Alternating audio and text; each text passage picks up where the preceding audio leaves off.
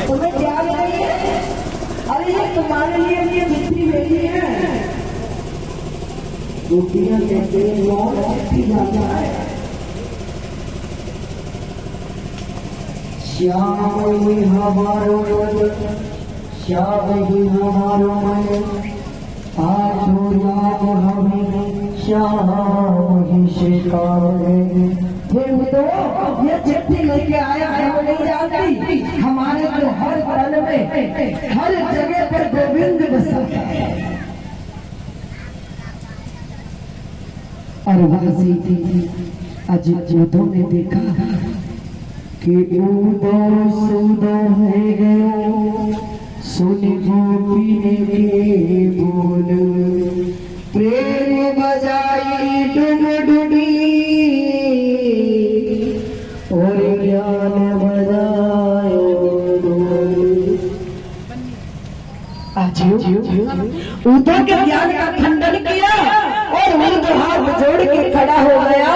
अरे गोपियों, मैं तो इस लायक भी नहीं कि तुम्हारे चरणों की रज को अपने मस्तक पर लगा सको। उन गोपियों ने उद्धव के ज्ञान का खंडन कर दिया। हो सबसे ऊंची प्रेम शराई, प्रेम के बसियर चुन रत के भूल गए ठकुराई।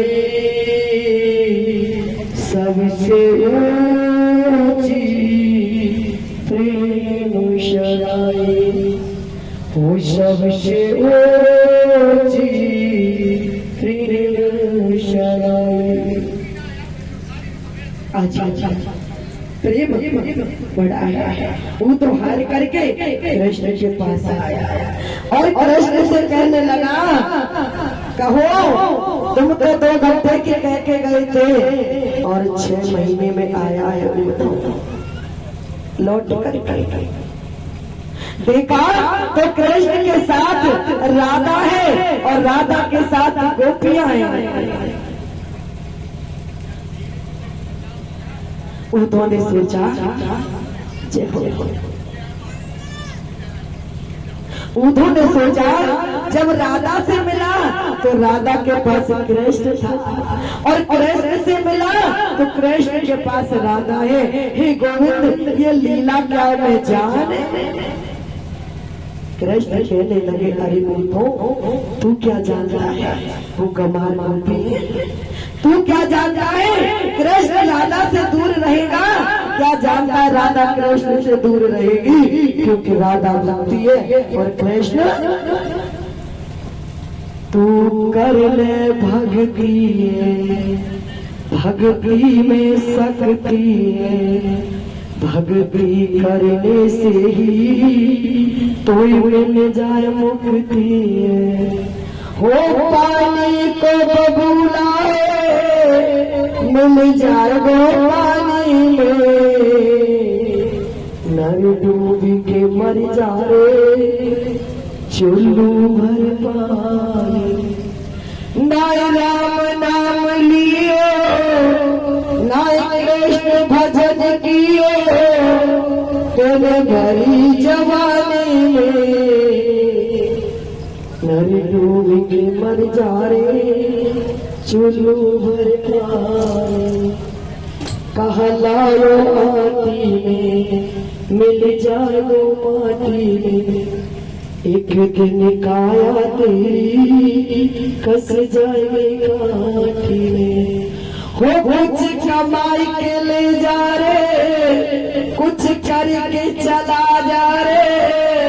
क्या यहाँ पर सुखदेव जी कह रहे, भगवान कह रहे कुछ करके चला जा रहा, कुछ कमा के कुछ सेवा करे, कुछ धर्म करे और कुछ भजन करके जो कटरी बांध के ले जाते हैं ना, ये जो धन दौलत की कटरी तेरे साथ जाने वाली,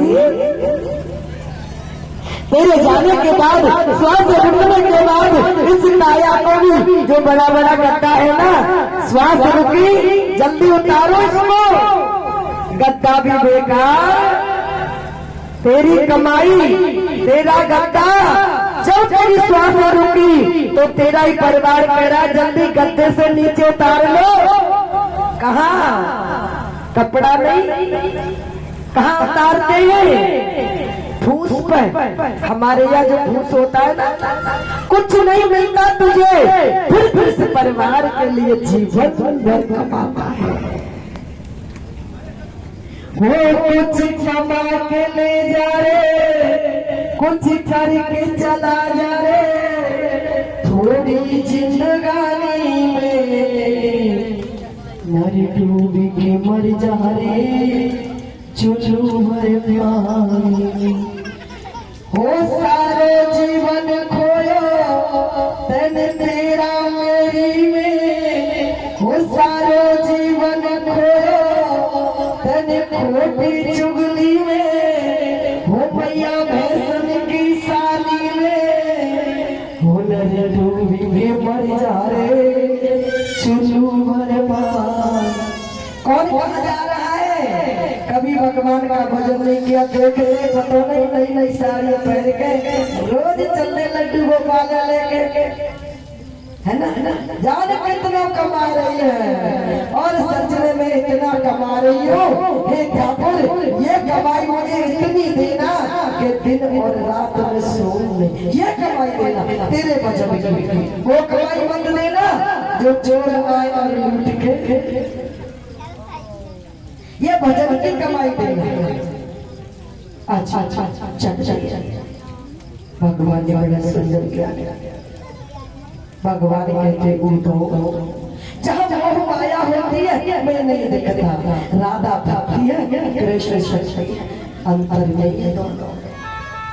इसीलिए आपने जहाँ देखा होगा वहाँ केवल राधा कृष्ण का मंदिर होगा, कहीं भी तुम्हें रुक्मिणी का मंदिर मिलेगा क्या? नहीं। क्यों? राधा कृष्ण दोनों प्रेम, जहाँ प्रेम है वही जीत है। परिवार में प्रेम है तो जीत है, और परिवार में एक दूसरे से लड़ाई कर लो तो सब एक को भड़काएंगे और रोज लठबाजी, है ना? एक हमारे गुरु जी कथा कहते, दो भाई थे, दो भाई, एक भाई के तो एक बेटा और दूसरे भाई के 4 बेटे। अब वो जिसका एक बेटा है उसमें कभी लड़ाई, और जब लड़ाई भई तो ऐसी भई कि आपस में डंडा ले के बाप तो बेटा के मुंह खोल रहा है और बेटा बाहर। लेकिन जाके 4 बेटा है वह आज तक लड़ाई।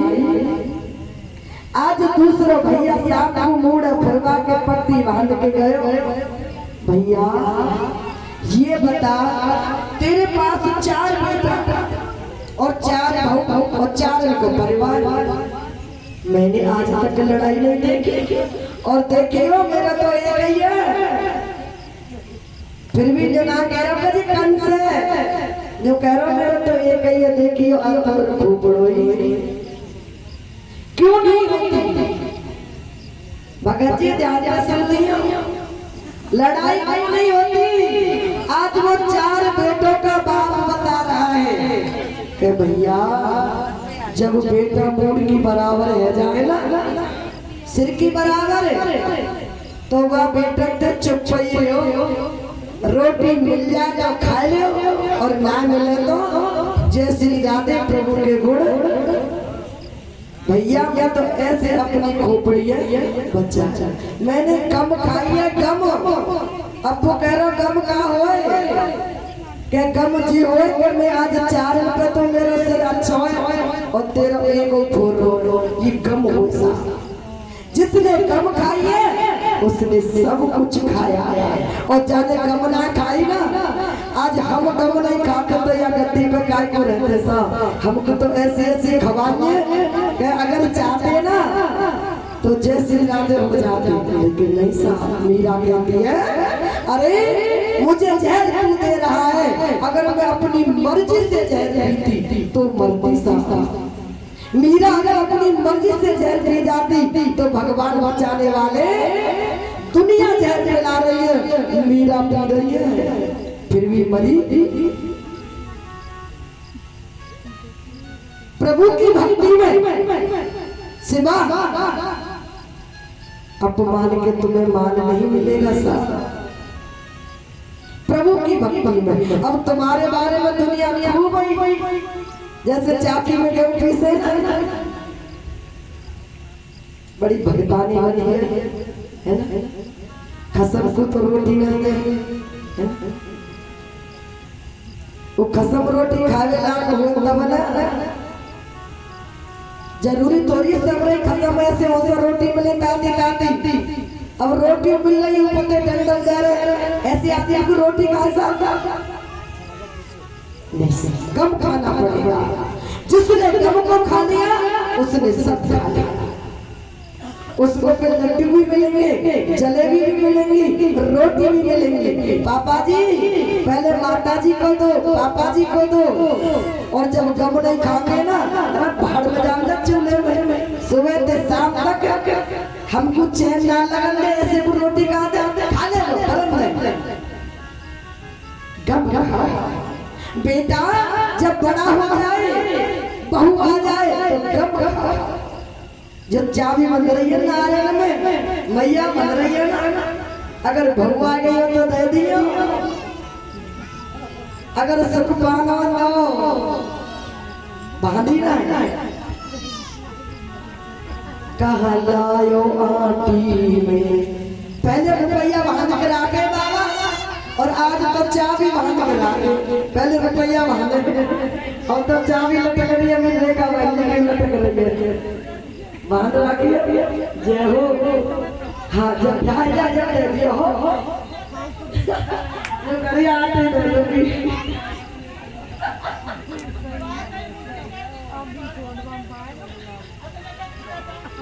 बोलो वृंदावन बिहारी लाल की।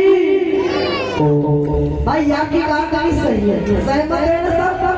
आज आगे के बेटा ऐसे मन चाहे तो घर से निकाल दे और मन चाहे तो घर में चाबी लाके। बोलो वृंदावन बिहारी लाल की।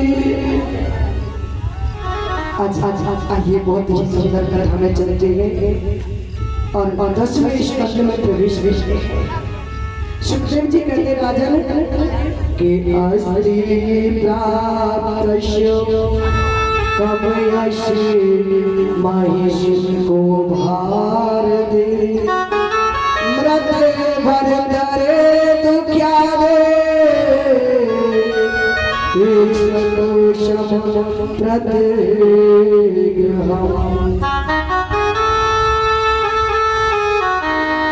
कंस की दो पत्नी है, अस्ति और प्राप्ति। अब कंस मर गया, जब पति मर जाता है तो बड़ा मुश्किल हो जाता है घर में रहना। वो अपने पिता के घर रहते हैं। और अस्ति प्राप्ति का पिता है जरासंध। यहाँ पर सुखदेव जी कहते हैं जरासंध ने 17 बार मथुरा पर चढ़ाई की और 17 बार गोविंद ने हरा दिया।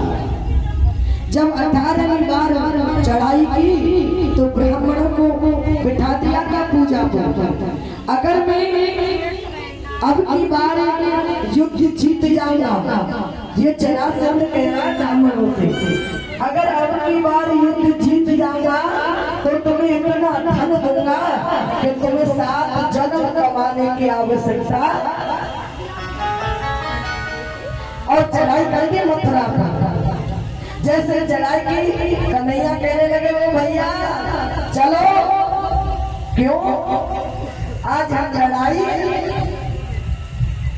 अरे तू जानता नहीं है कृष्ण भी बालक है, हम छत्री हैं और जब तक छत्री सामना नहीं करेंगे तो हमारा छत्री होना। कन्हैया बोले हम नहीं करेंगे लड़ाई आज। क्यों नहीं करेंगे? धेनु सुर शब्द लीने मनोज अवतार निर्वतमयी माया गुण गोपाल। सबसे पहले विप्र आया है। विप्र धेनु सूर संत, विप्र माने धेनु माने गाय, विप्र धेनु सूर संत, सुर माने देवता। भक्तों के लिए मैंने अवतार लिया है, मैं युद्ध नहीं करूंगा और ये रण छोड़ के कोई माखन चोर कोई चीर चोर और मुझे रण छोड़ के देगा तो मुझे फर्क पड़ने वाला। और कन्हैया ने रात ही रात में सागर में जाके द्वारकापुरी बना और उनको को आदेश दे दिया जो मेरे भक्त है कौन से विवाद थे उनको लेंगे पहुंच जा द्वारका और बाकी ने मथुरा में आराम दे। और आइए भगवान ने उन ब्राह्मणों की रक्षा की और युद्ध हार करके सागर के बीच में एक द्वारकापुरी बनाई है।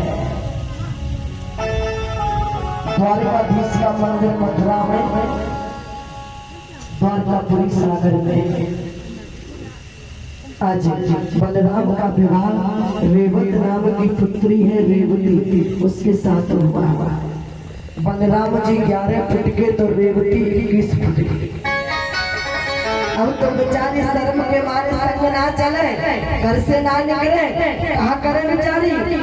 भगवान ने कृपा करी, बलराम ने अपने हल से उसको छोटा किया। जब छोटा किया तो शर्म की वजह से दाऊ जी व्रत 84 जाते हो, दाऊ जी में घूमट काट के कोने में बैठे गए। दाऊ जी पहुंचे भी नहीं पहुंचे, अभी नहीं पहुंचे। दाऊ जी महाराज जाना आप वहां पर जो रेवती मैया है ना, घूमट काट के कोने में ठाड़ी है, कोने में। और दाऊ दयाल सामने शर्म के सबके सामने मुझे छोटा किया। अब तो कन्हैया सोचने लगे भैया का ब्याह है, अब तो यहाँ के बाद आए होंगे पर मेरे माँ कोई मेरी तरफ ना सोचो। आज कुन्नपुर का राजा भीष्मक, उसके कोई कन्या नहीं, 4 पुत्र हैं। एक बार जमुना के किनारे भजन कर रहे थे तो एक कमल का फूल आया और उस फूल में एक छोटी सी कन्या, उस फूल को उठा लिया और उसमें देखा तो कन्या है। कन्या को लेके घर गए, उसका नाम रुक्मिणी रख दिया। और रुक्मिणी को लेकर के 4 बेटाएं बात नहीं मानते साहब। बेटी बाप मानती है क्योंकि साक्षात लक्ष्मी है। सीता कहाँ से होगी? पृथ्वी से। और रुक्मिणी कमल के फूल से चलती है। सत्संग सुनाते हैं बेटी को, भागवत सुनाते हैं बेटी को और बेटी ध्यान से सुनती है। और सुनते सुनते भगवान कृष्ण से प्यार हो गया। भैया ने सुष्पाल के साथ टीका कर दिया, लेकिन रुक्मिणी कहती अगर मेरा विवाह होगा तो मेरे प्राणों को त्याग दूंगी, लेकिन सुष्पाल के साथ विवाह, क्योंकि सुष्पाल को तो मरना पड़ेगा आज नहीं। और एक चिट्ठी लिखी, भैया ये गाय निकालो, ये पंखा नहीं गिर। एक चिट्ठी लिखी और चिट्ठी में 7 वचन लिख दिए और वो चिट्ठी पंडित को दे दी और पंडित ने जाके गोविंद को दी है। और गोविंद ने जैसे ही चिट्ठी पढ़ी सीधे रथ लेके चले गए। और जैसे रथ लेके चले आगे से बलराम भैया आ गए। लाला कहाँ जा रहा है? बस भैया अभी आया। बलराम ने सोचा मैं तो भूल ही गया कि मेरे भैया भी बड़ा है।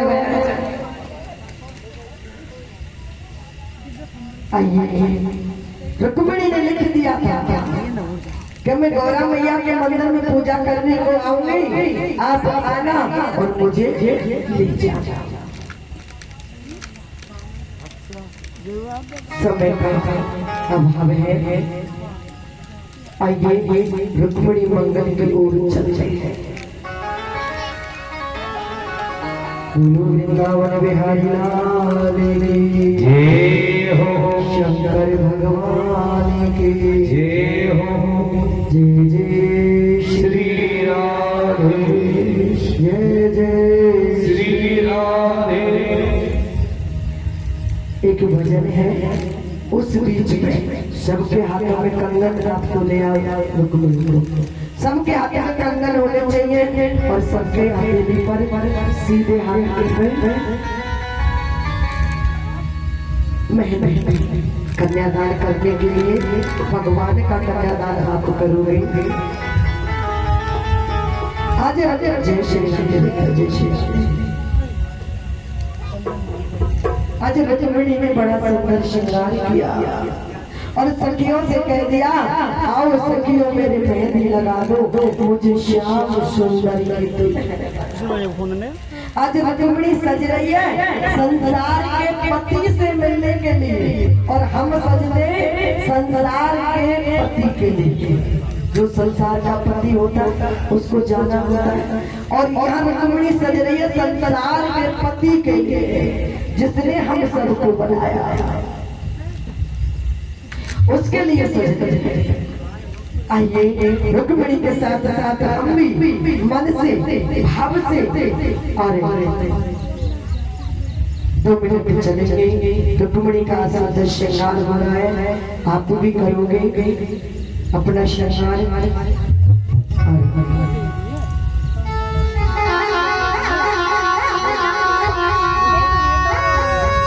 आओ मेरी सखी मुझे मेहंदी लगा दो, मेहंदी लगा दो मुझे ऐसी सजा दो,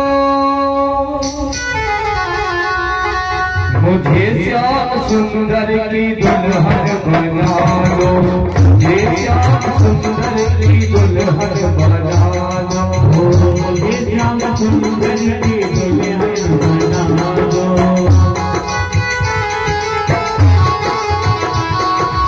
आओ मेरी सखी मुझे मेहंदी लगा दो, आओ मेरी सखी मुझे मेहंदी लगा दो, मेहंदी लगा दो मुझे ऐसी सजा दो, मेहंदी लगा दो मुझे ऐसी सजा दो, मुझे श्याम सुंदर की दुल्हन बना दो, मुझे श्याम सुंदर की दुल्हन बना दो, मुझे श्याम सुंदर की दुल्हन बना दो, मुझे श्याम सुंदर की दुल्हन बना दो।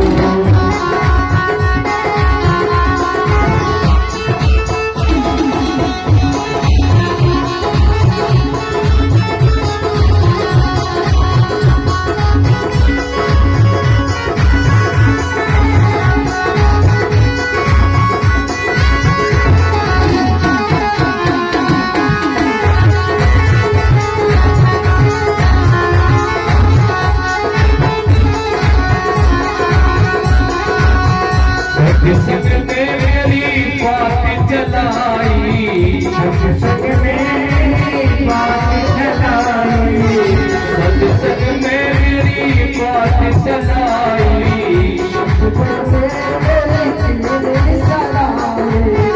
सत्संग में मेरी सगाई, उनको बुला के हथले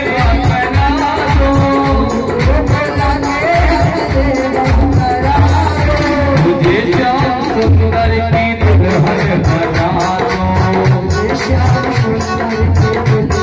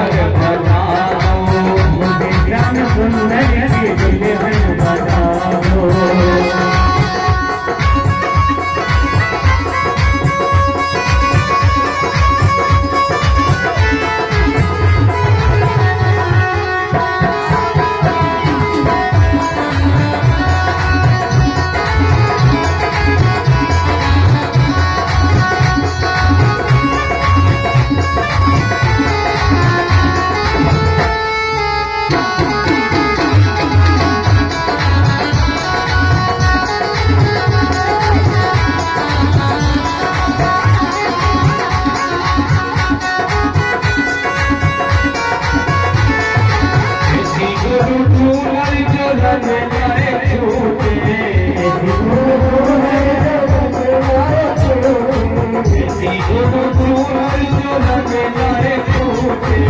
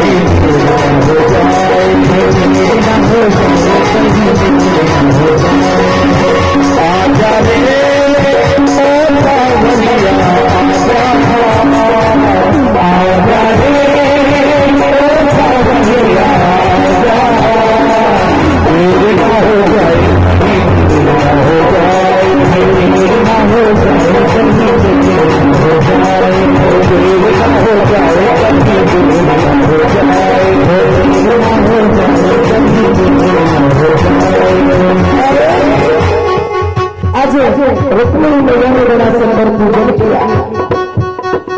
दुर्गा मैया का और रुक्मिणी मैया मांग उठती है, मैया मुझे ऐसा आशीर्वाद दो कि मुझे श्रेष्ठ पति मिले। और जैसे मैया ने सुना पर फूल उसकी झोली में डाल दिया। बोले अब तो रुक्मिणी मैया देख रही है, अभी तक मैया नहीं आई।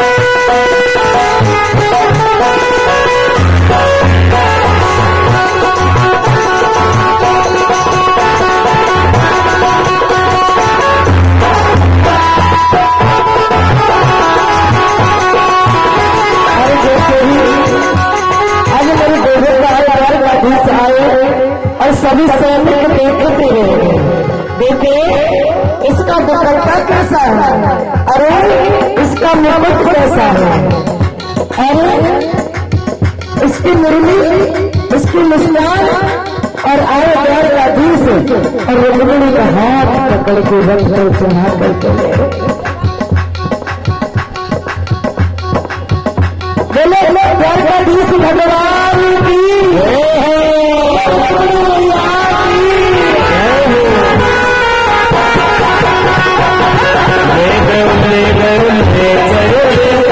मणि को सैया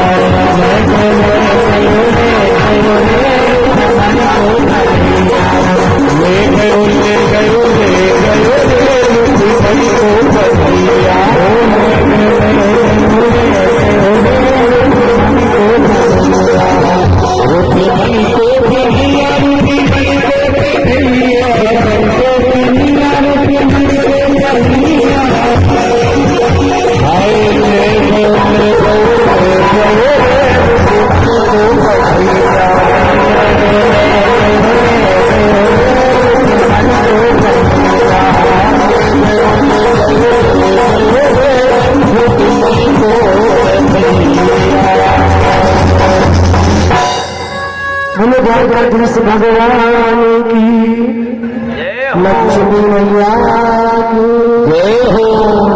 आज सभी देखे कृष्ण को, अरे कैसे लगा है, तुम मुरली देखते रहोगे, मुकुट देखते रहोगे, ये बताओ रुक्मिणी कहाँ गई?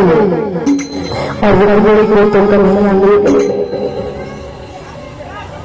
आज जैसे पता चला सैनिकों ने कहा तो रुक्मिणी का भैया सेना लेके आया और जैसे गोविंद को लगा तो रुक्मिणी को पकड़ के अपने रथ के पीछे बांध दिया।